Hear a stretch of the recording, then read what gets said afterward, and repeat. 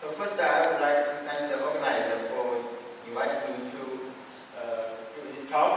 So my talk is mainly about detonation. I will talk about our work based on OpenFOAM, and we use this developed the detonation form to study the oblique detonation waves. Before my presentation, I would first thank my PhD student Chen. He really worked on this detonation form, and all the results are based on his work. And so my talk is about detonation wave, and in my talk I will first talk about the background, why we should study detonation. And then I will talk about detonation form we developed, basically the fundamental methods and some validation tests.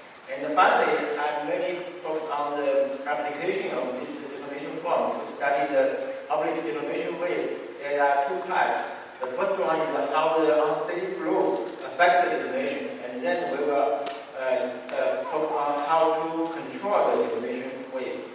So first, let's look at the background about oblique detonation waves. Everyone knows that detonation engines have some advantage compared to traditional combustors based on the deflagration. Basically, detonation engine has advantage in high thermal efficiency and very fast heat release and very simple structure. So yesterday, Professor Zheng talked about rotating detonation engine, which is a very hot topic now. And today I will focus on the oblique detonation engines. It has the advantage that it can be used for very high Mach number, from like Mach number 7 to about 18.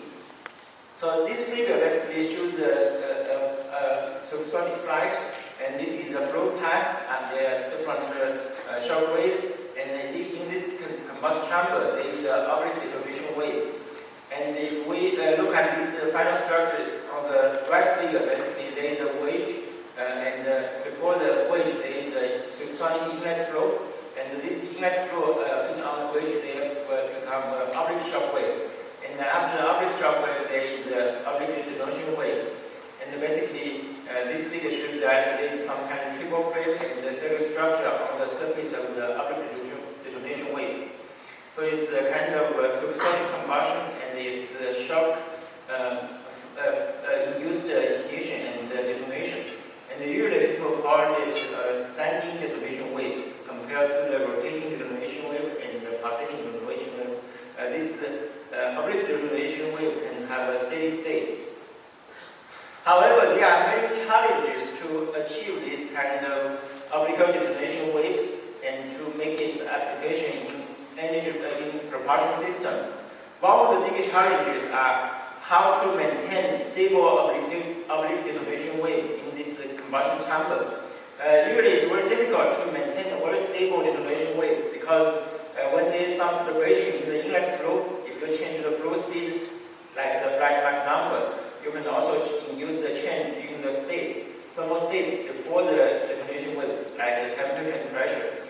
And this position of the detonation wave is actually very sensitive to the flow speed and to the temperature and to the pressure.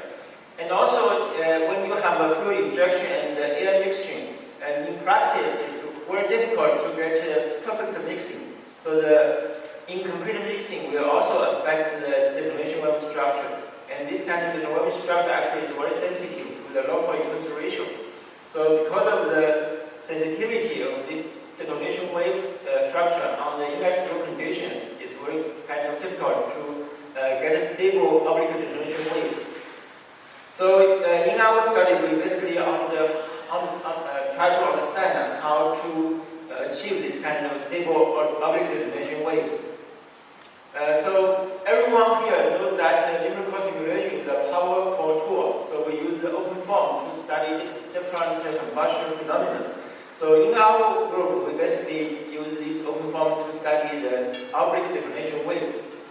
So actually, when people are doing experiments about the wedge stabilized oblique detonation wave, they found that compared to simulation, they have this kind of quantitative agreement on the position of the oblique detonation wave. But in experiments, because it's a very high-speed flow, and it's very difficult to get detailed information.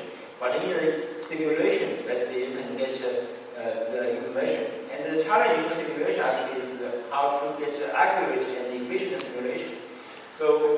in our work, we basically want to develop this kind of OpenFOAM based solver to study this gaseous detonation.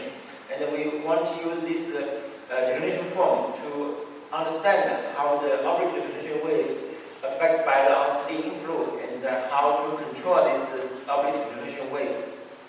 So then let's move to the second part. I will give a brief introduction about the detonation form, basically the numerical methods and some validation tests. So the governing equation for the detonation form is the conservation equation for the unsteady compressible multi-component reactive flow. Currently, we are only focused on it only works for the gaseous flow, and we will add the droplet and the spring combustion in the near future. We basically consider the detailed chemistry and transport, and we solve the Navier-Stokes equation instead of the Euler equations because we want to study the flames and the deflagration to detonation transition during the core process. So the governing equation that everyone knows, we have the conservation equation, the momentum equation, and the energy equation, and the species equation. And in the species equation, we basically have the chemical system. In the energy conservation equation, we don't have the chemical reaction system because the E is the total energy. It's already included in the total energy. So the numerical solver is basically based on the root central form. And we have considered the Navier-Stokes equation instead of Euler equations because we want to make it workable for the flame propagation. And also we want to use it to resolve the boundary layer because in the oblique shock waves, there is a boundary layer between the flow and the wedge. We also consider the detailed chemistry because in the oblique detonation wave, it's very sensitive to the ignition position, and the ignition position is governed by the auto-ignition process. If you have one-step or two-step chemistry, actually sometimes it's difficult to get an accurate prediction of this kind of auto-ignition process. And also for the large carbon fuels, you may need to consider low temperature chemistry, and you need to then consider the multiple chemistry in this simulation. And for the convection term, we use the HLLCP Riemann solver. It is suitable for the low Mach number flow.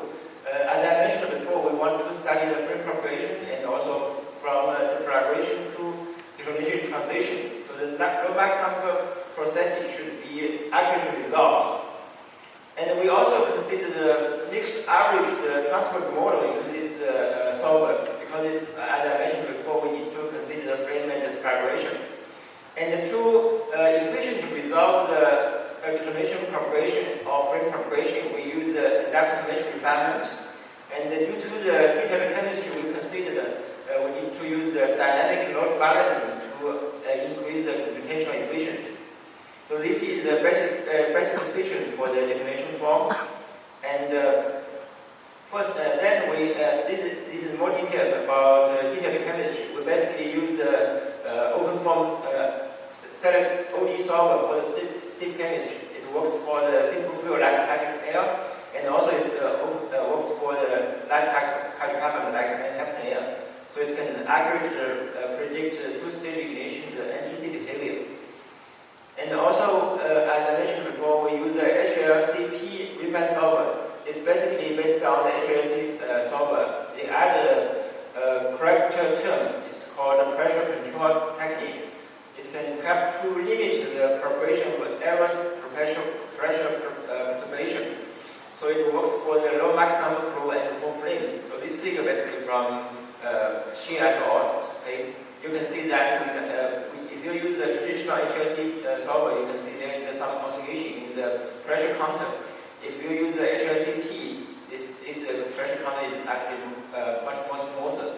This is because for very low Mach number flow, basically traditional Riemann solver have some difficulties.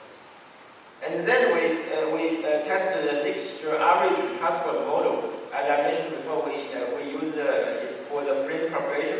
So the figure shows the flame structure. This is the OH radical concentration for the blue lines, and the red lines are the temperature distribution. And the lines are from control, and the symbols are from the detonation form. So you can see there is a very good agreement. And the right figure basically shows the lambda flame speed predicted by the control and the detonation form. And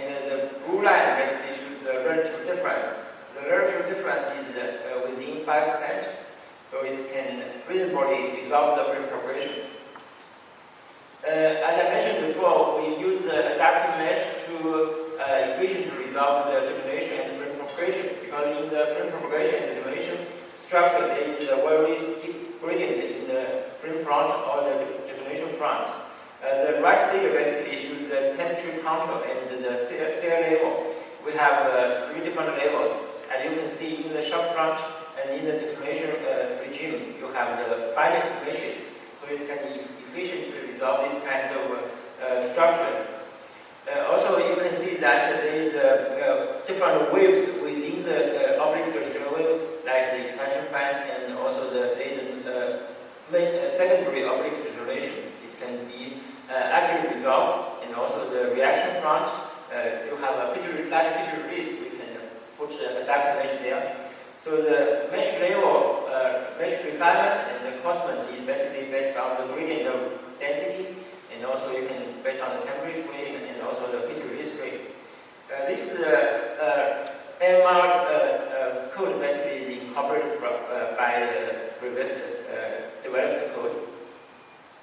And we also use the dynamic load balancing to increase the efficiency. So this is to try to send the chemistry problem from the processes with high computational loads to ones with less load, to try to make the computational load to be average. So the right figure basically shows the blue one shows the relative CPU number, and the first 2 columns show the case without using the adaptive mesh refinement. And the right 2 columns show the simulation using the adaptive mesh refinement. You can see that after adaptive mesh refinement, the dynamic load balancing can greatly reduce the computational cost. It can accelerate the computation speed by a factor of 4. So then I will show some validation tests to make sure that the DetonationFOAM can accurately simulate the detonation process. The left figure basically shows the traditional 1D shock problem, and the line shows the analytical results, and the symbols basically show the DetonationFOAM simulation results. And we can see that the pressure and the density distribution actually has a very good agreement. And the right figure basically shows the classical 2-dimensional double Mach reflection problem, and then this figure shows the reflex shock wave and the max stem, and the incident shock wave and also the max stem. And there are different vortex structures around this kind of stick lines. You can see that we have a pretty good agreement with the previous simulation results. So basically, these 2 figures show that the DetonationFOAM can accurately resolve this shock and shock wave propagation process. And then we tested for the detonation propagation. The first one is the 1-dimensional case. The left figure shows the hydrogen air at normal temperature pressure. We compare with the simulation results from DetonationFOAM and our previous code ASAP. The two simulation results basically overlap with each other, and they have very good agreement. And we also showed that the peak pressure, the Newman spike pressure, is agree with the cerebral prediction. And for the detonation speed, actually it's very easy to get a good agreement, because the detonation speed is only governed by the total amount of heat release. So I didn't show here. And the right figure basically shows the results from the pulsating detonation. It's an ethylene argon mixture at room temperature but low pressure. You can see that the shock wave propagation speed, they have some oscillation, and this oscillation is due to the coupling between the shock and the reaction front due to the unsteady effects. And this pulsating process actually have a good agreement with those predicted in the literature. So this is a 1-dimensional detonation. Actually, it's easy to get a good agreement. The challenge is to get multi-dimensional detonation agreement. So everyone knows that for multi-dimensional detonation, they have this kind of cellular structure. So this figure shows the triple points due to after the detonation propagation, they have this kind of diamond shape called the detonation cell. And every triple point is caused by the intersection of back stem and the incident shock and the transverse wave after that. And this, due to the difference in the intensity of the back stem and the incident shock, you can see the different lengths in the induction length after the shock wave. So we use the detonation foam to try to resolve this kind of cellular structure. We choose the mixture which have considered by different groups. It's a hydrogen-oxygen mixture with diluted by argon. It's at room temperature but at very low pressures. So this figure basically from the detonation foam, and you can see this kind of diamond cellular structure. And we basically compare the cell size. The horizontal size is 50 millimeter, and the vertical size is about 30 millimeter. We compare the cell size predicted by the literature. So this top right figure shows the results from Aura et al. It's a very long time ago. Their cell size is about 54 millimeter multiplied by 31 millimeter. And this is more recent work by White et al. Their simulation shows that about 55 millimeter multiplied by 30 millimeter. And you can see that basically the cell size has a quantitative agreement with those from the literature. And before the cell size, we also look at the cellular structures. As I mentioned before, the triple points is the intersection between among the back stem, incident shock, and the transverse wave. And basically, we can see that in our simulation, we also can actually capture this kind of triple point structure, and also actually resolve this kind of wave propagation. And the adaptive refinement actually is very efficient because the highest level is focused on this kind of wave structure to resolve the shock wave and the reaction zones. So it's put small measures there.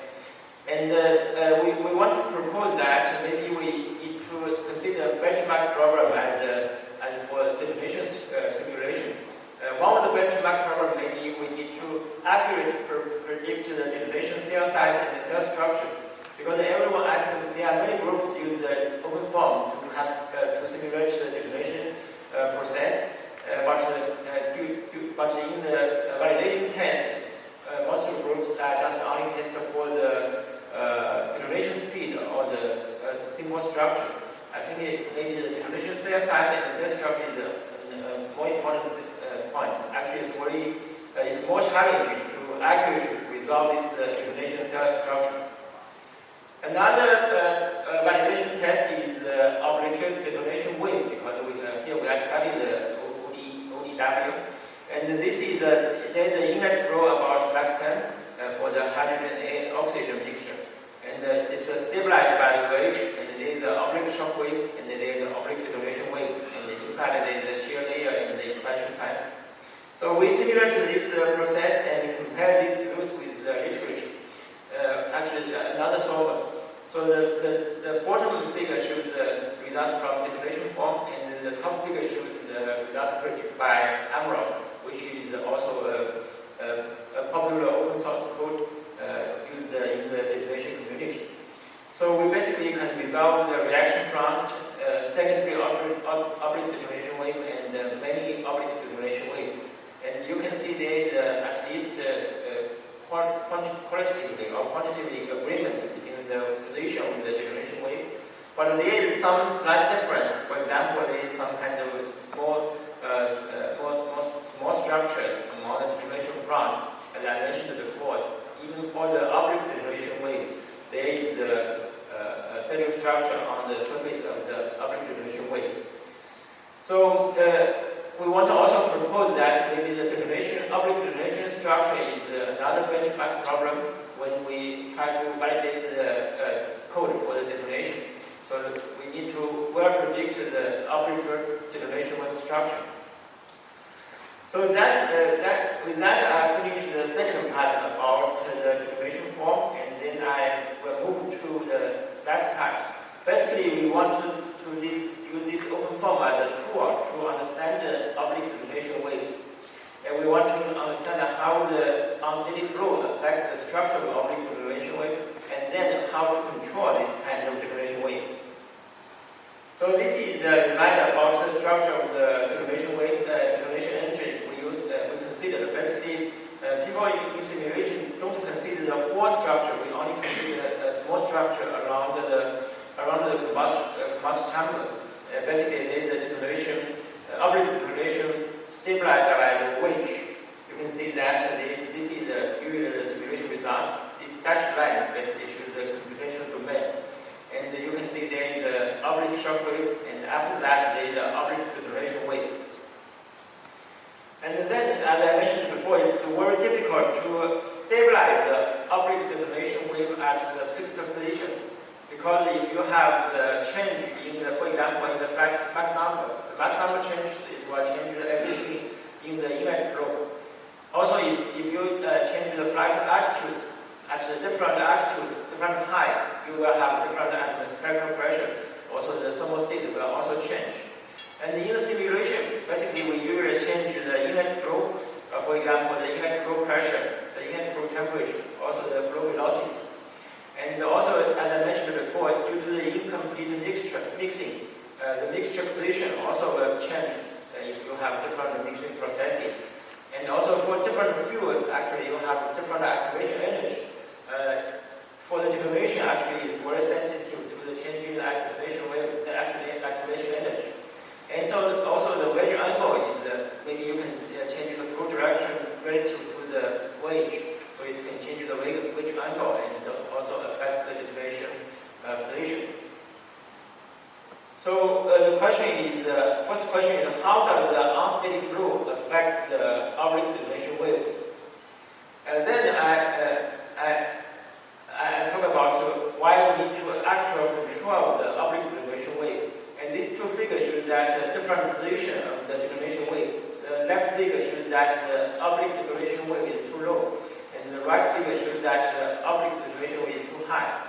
If the detonation wave is too low, there is a spillage gap between the top side and the oblique detonation wave, and then they will induce some unburned mixture leakage around here. And if it's too high, there is a reflection of the detonation wave or the shock wave, and will introduce the very high temperature regime, which will damage the combustion. So in the oblique detonation wave, in the combustion at of design flight condition where usually happens.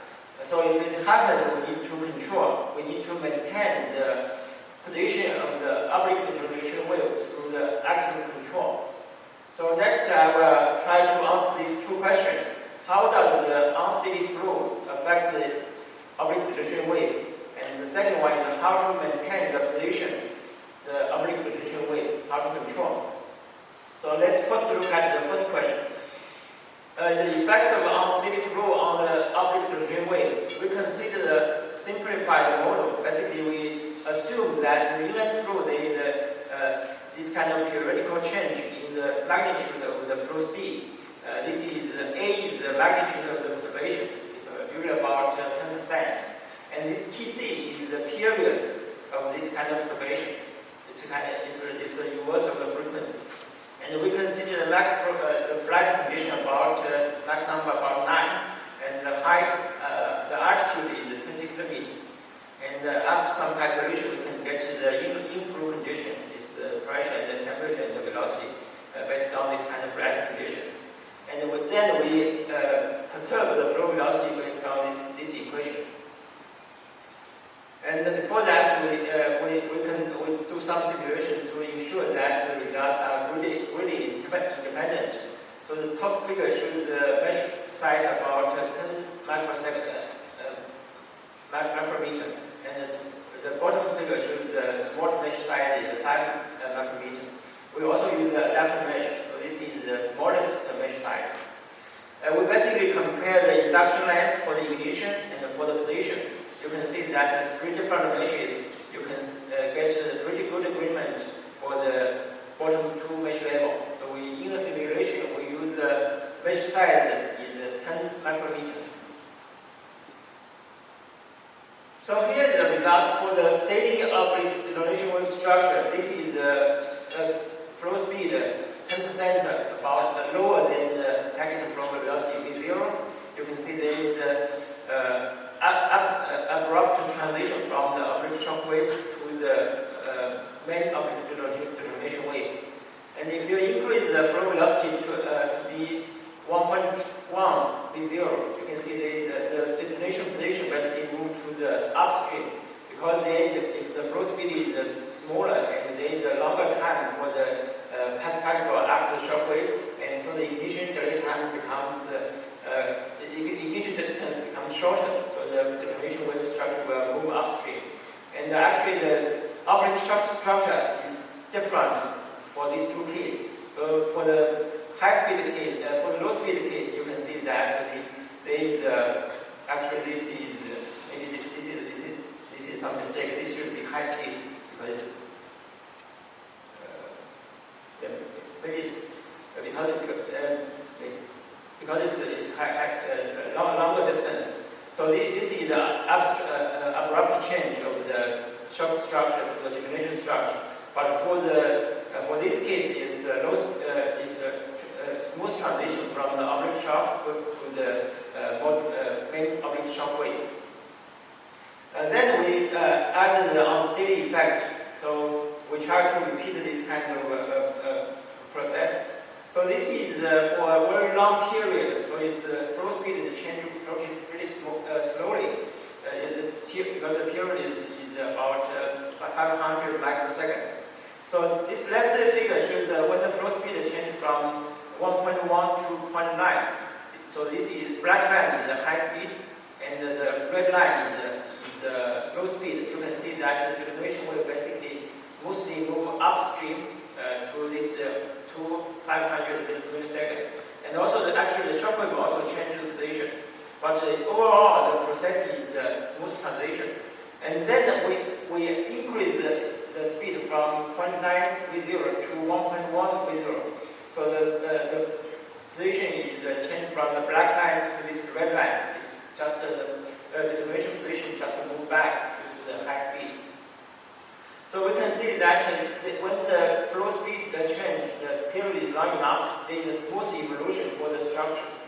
However, when we decrease the period for the flow perturbation to make the flow change become much faster, you can see that the detonation structure has some special change. So this is some state during the transition, and when we increase when we change the flow speed from 0.9 to 1.10, you can see that in the middle there is some position, there is a new reaction front. This is because the detonation structure, the change is not fast enough to the change in the induction delay time. And this kind of fasting induction delay time will induce the early ignition. And this new reaction front actually can induce new oblique detonation wave. And this new oblique detonation wave will merge with the original detonation wave to become a single detonation, oblique detonation wave. So the whole process is totally different from the slow transition process. This is very, very smooth, but this is for the faster transition, there is some new detonation appearance. And then we quantitatively compare the detonation ignition position, this Li, in these two figures. So this is a very faster change of the flow speed. This Tc is very small. And this is a longer change of the flow speed. This Tc is about 100 microseconds. The black line basically is the flow oscillation between flow speed and the black line. And the red lines are the results for the ignition position. And you can see that for the faster change of the flow speed, you can see there is some abrupt change of the frame ignition position. This is due, as I mentioned before, this is due to the new ignition front before the oblique detonation wave. And for the longer period, you can see there is a smooth transition of this ignition position. So for about 1.3 centimeter. After we use the rotation wedge to control the ignition position, the position is around in this red line. So it's a very small oscillation, but compared to the original one, it's reduced by more than 1 order, so we can almost fix the ignition position. So this is some comparison between two results. So the top one shows that without controller, the detonation wave basically moves backward and forward. And after use a fixed controller, we fix the ignition position. As I mentioned before, we have still cannot fix this point. If we use some position in the oblique shock wave, oblique detonation wave, then we can also maintain the fixed position of the detonation wave. And this bottom left figure shows that the PDF distribution of the ignition position. So the blue one basically shows the results without controller. You can have a pretty broad spread. And the red one basically shows the results after controller. The position basically fixed on some target position. So we found that the oblique detonation wave position can be basically maintained by rotating the wedge. And then we consider another frequency is much larger. It's much smaller. Actually, the period is much larger.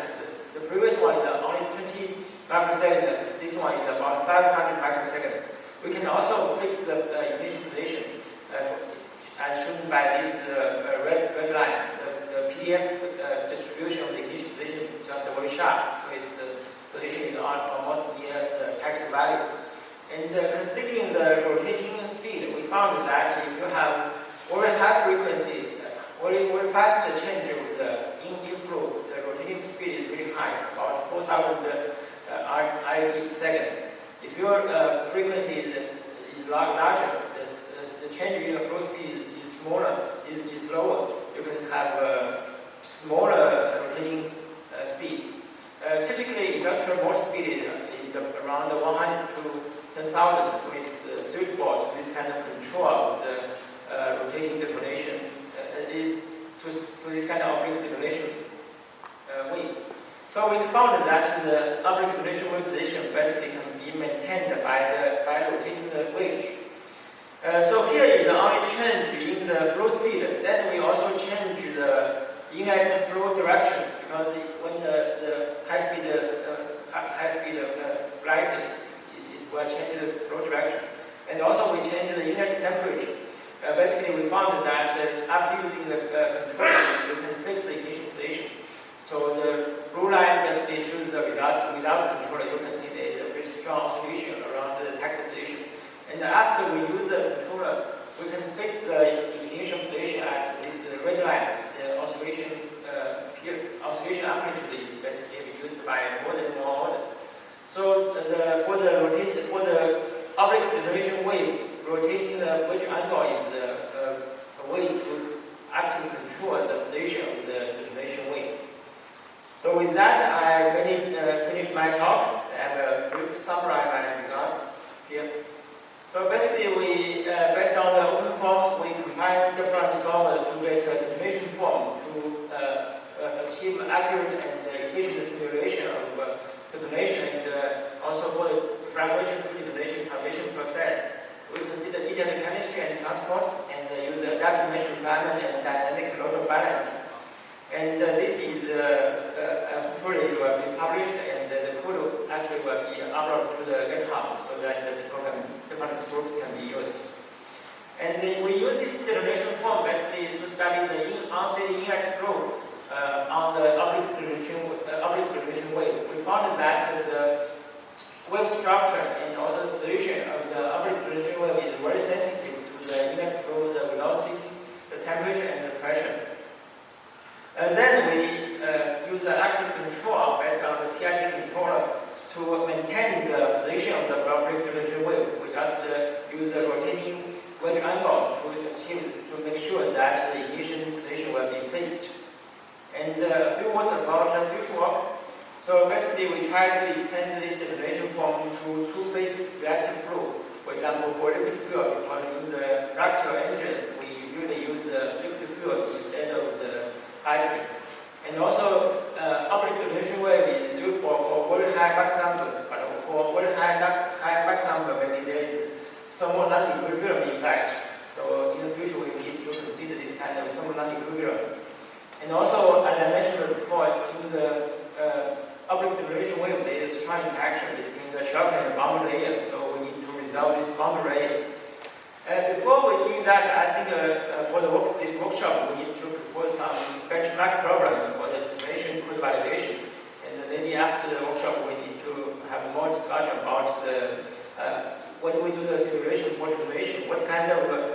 math problem, we need to validate it. For example, in this talk I mentioned about the detonation cell and the cell structure, and also the detonation, the oblique detonation structures. And use this form, detonation form, we want to study the liquid fuel, because here we only study the hydrogen and air mixture, and we need to study the mixing process, and also the confinement effect, because it is a combustion chamber, some walls inside about the oblique detonation wave, and also there is a boundary layer effect. And actually we have a poster by Chen in this room.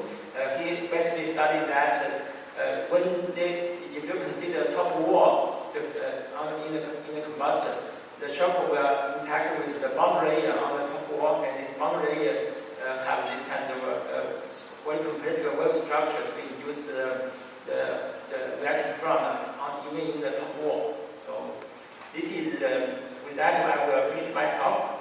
Thank you very much for your listening.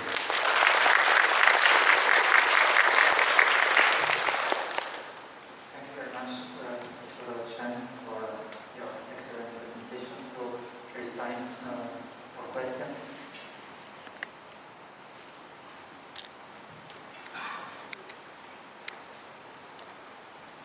Thank you very much for an excellent talk.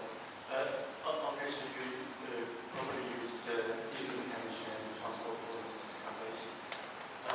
What do you think about the effects of chemistry in the community? I believe lots of people like to reduce the chemistry, or even positive chemistry for detonation calculations. So what's your belief about that effects? Okay. Thank you, Professor Rowe.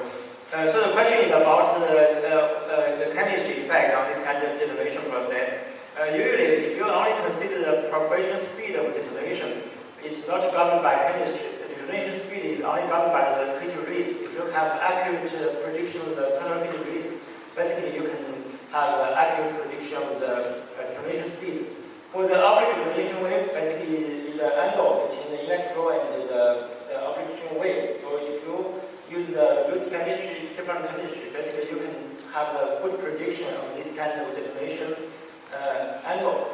But the ignition distance, the position, maybe I should in this figure. So this angle can be accurately predicted if you use different chemistry. But this ignition position is governed by the auto-ignition. And this auto-ignition means that if the mixture passing through the oblique shock wave, it have high temperature pressure. And the high temperature pressure will induce auto-ignition. If you detect different chemistry, have different prediction of the ignition delay time, basically this ignition position will be changed. So the whole wave structure will have different position. So this is one effect, the ignition position. And the other effect is different chemistry have a different prediction of the heat release. It's called excitation time, the period for the heat release. If you have very fast heat release predicted by some chemistry, it also will affect the connection between the oblique shock wave and the oblique detonation structure. So for the oblique detonation wave, actually is very sensitive to the chemistry for this part. For the top part, basically, is not sensitive. And for the rotating detonation engine, I think the rotating detonation speed basically is not sensitive to the chemistry. But if you consider the unsteady effects, there is some transition between ignition and detonation failure and the initiation. That will be sensitive to the chemistry. Thank you. Thank you.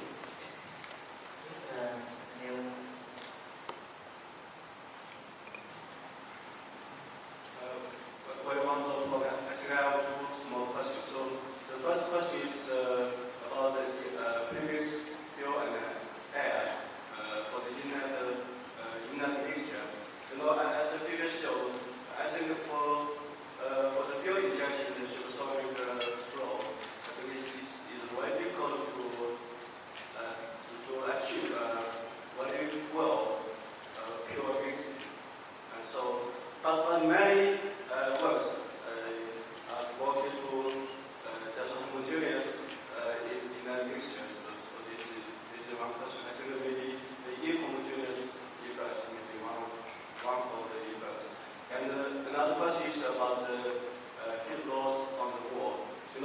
after detonation, the temperature is up to 3,000 Kelvin. So if for the combustor, I think the temperature may be too high for the combustor. Okay, thank you. That's very good questions. So the first question is about the fuel air mixture. Yes, as you mentioned, and also I showed this figure, the fuel and air cannot be perfectly mixed before it enters combustion. And in our simulation, or in most of the study, we just assume that it's perfect mixing mixture. And actually, there are some studies about fuel stratification. For example, in the top side, they have fuel rich, and in the bottom side, you have fuel lean. And in this case, basically, it's the mixing ratio basically will affect the detonation structure, because if you have different influence ratio, it will reduce different detonation speed, and it will change the position of the detonation. So yes, the mixing process is very important, especially also if you have a liquid fuel, it's much more complicated. So in most of the simulation, we just simplified the process to consider some ideal case. But in practice, yes, you need to consider this kind of influence ratio distribution or the fuel stratification. For the second question, it's about the heating of the wall. Actually, in the supersonic combustion, even for the scramjet combustion, you have the same problem. So people will maybe use different strategies to consider that you have like the fuel process to absorb the heat, and there are different layers. And also in the detonation, oblique detonation wave, as I mentioned in my last slides, if you have this kind of boundary layer, actually there are also very strong heat release, heat change between the wall and the flow. Actually, for the top side, if you have a reflect shock wave, and this one will be overheated, and you need to take some measure to protect the wall to ensure that it will not be destroyed by the overheating. Yes, that's a very important problem in practice. Okay, thank you.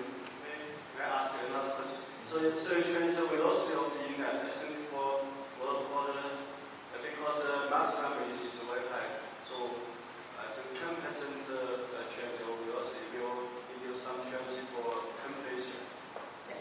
That's a very good question. So we only consider the velocity change. Actually, if you have a flat magnum change, the velocity will change, the pressure and the temperature also change. And we need to combine these three together. Yeah, that's true. I think we are confident that for the current control method, it will also works if you change these three parameters together. Yeah, but here we only consider step by step, just honest consider